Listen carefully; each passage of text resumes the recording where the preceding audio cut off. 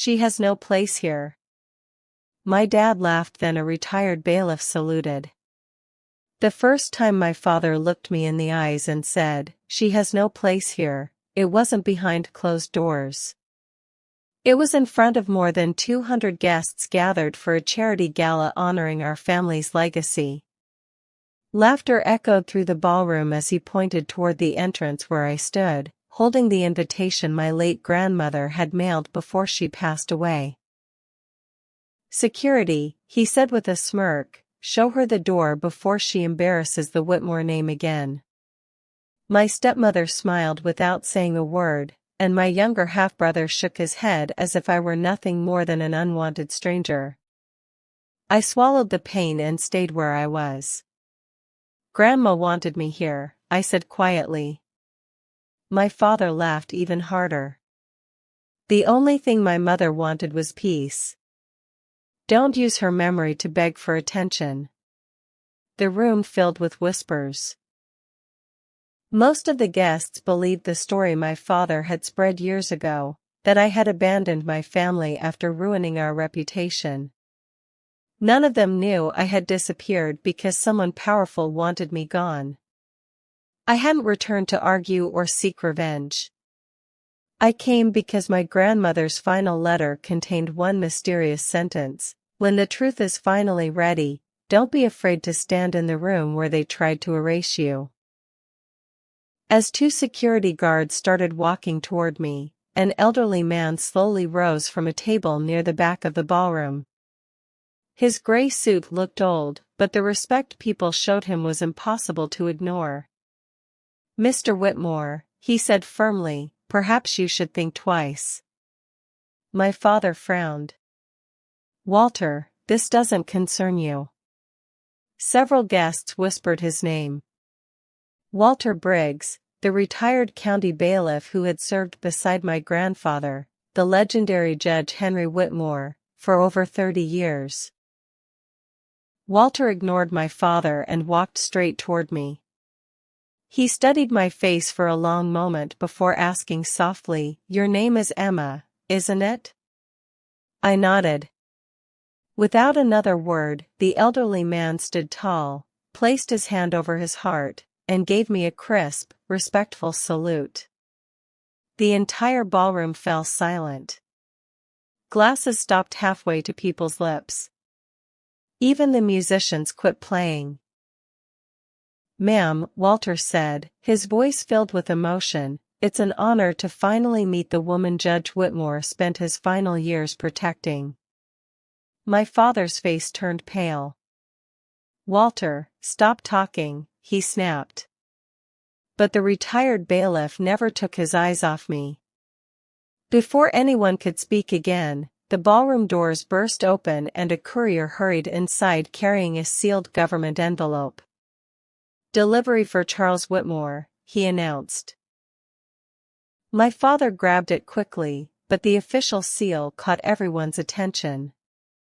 His hands trembled as he opened it. A photograph and several documents slipped onto the marble floor. Walter bent down, picked up the top page, and stared at it before looking directly at my father. "So, you knew this day would come," he said quietly. My father reached for the papers, but Walter stepped back. Guests leaned forward, trying to read the bold heading across the document. Gasps spread through the room as the words became visible. "Federal Witness Protection Record." My heart pounded. I had never seen those papers before, but somehow they were connected to me. Walter slowly turned toward the crowd, his expression calm but determined. "Ladies and gentlemen," he said, raising the file for everyone to see, "the biggest lie this family ever told is about to fall apart." At that exact moment, the ballroom doors opened once again, and a deep voice echoed through the stunned silence. "Federal agents. No one leaves this room." The room froze as 4 federal agents entered the ballroom with calm, deliberate confidence.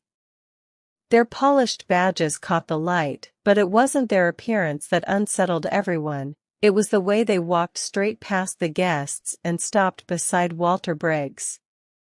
My father forced a nervous smile. "There has to be some misunderstanding," he said, stepping forward with both hands raised.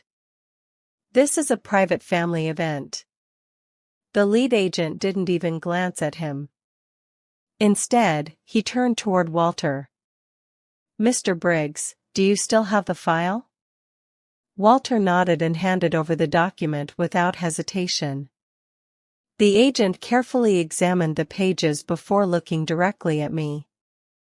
"Emma Whitmore?" he asked. My throat tightened.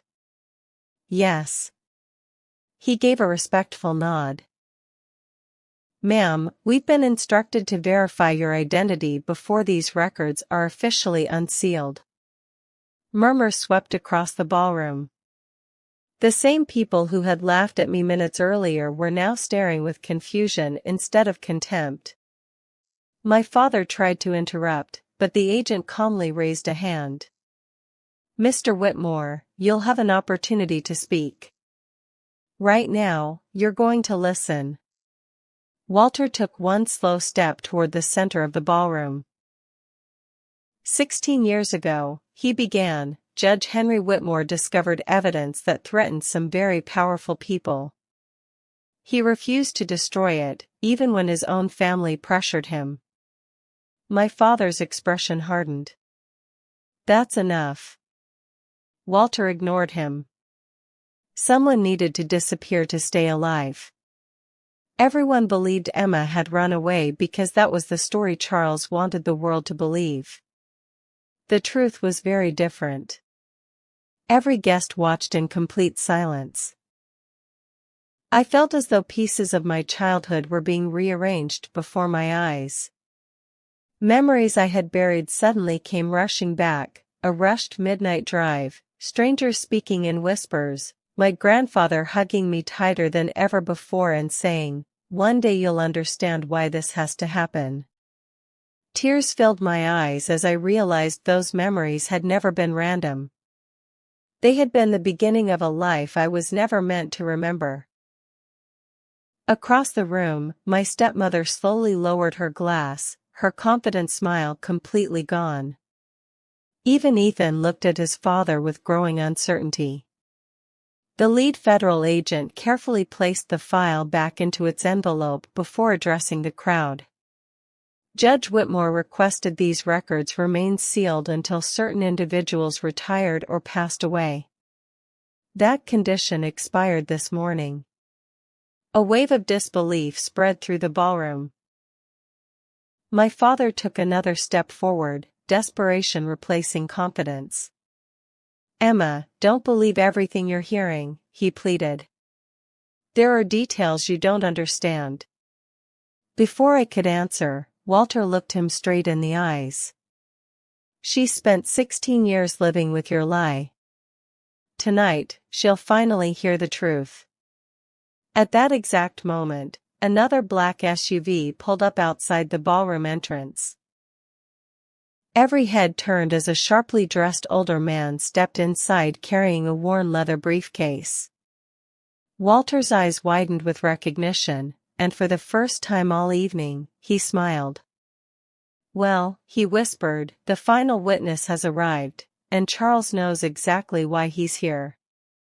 The older man walked into the ballroom with the quiet confidence of someone who didn't need an introduction. His silver hair was neatly combed, his dark suit showed years of careful use rather than luxury, and the worn leather briefcase in his hand looked far more important than anything inside the ballroom. The moment my father saw him, the color drained from his face. "No," he whispered under his breath. Walter stepped forward with a smile of genuine respect. "Ladies and gentlemen," he said, "this is Samuel Carter, Judge Henry Whitmore's former chief clerk." Several retired attorneys immediately recognized the name. Samuel had worked beside my grandfather for nearly 3 decades and was known for documenting every important case that entered the courtroom. Samuel stopped a few feet from me and looked into my eyes. You have your grandfather's determination, he said softly. He always believed you'd come back when the time was right. Then he placed the old briefcase on a nearby table and slowly unlocked it. Inside were neatly organized files, handwritten journals, and dozens of sealed envelopes. Judge Whitmore trusted me with these before he died, Samuel said. He told me that one day, when Emma returned, the truth would finally belong to her. A heavy silence settled over the ballroom as Samuel removed a faded envelope with my name written across the front in my grandfather's unmistakable handwriting. My hands trembled as I accepted it. Before opening it, I looked toward my father. For the first time in my life, he wouldn't meet my eyes. Samuel broke the silence. Charles didn't lose his daughter because she disgraced the family, he said. He lost her because your grandfather refused to let innocent people become targets. My stepmother gasped. Ethan stared at his father in disbelief. Dad, what is he talking about? He asked. Charles remained silent.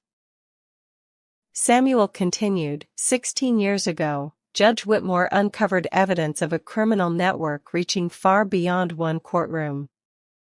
Powerful businessmen, corrupt officials, and trusted public figures were involved. Emma accidentally became connected to that investigation. The safest way to protect her was to make the world believe she had disappeared by choice. Every word felt like another piece of a puzzle I had spent years trying to solve. The loneliness, the sudden relocation, the constant warnings never to reveal my identity, it finally made sense. Just as I began unfolding my grandfather's letter, one of the federal agents received a call through his earpiece.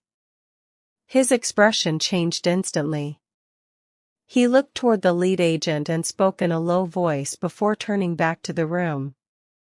We've just received confirmation, he announced. The final classified evidence has been released. Samuel slowly reached into the briefcase one last time and pulled out a thick red folder marked confidential.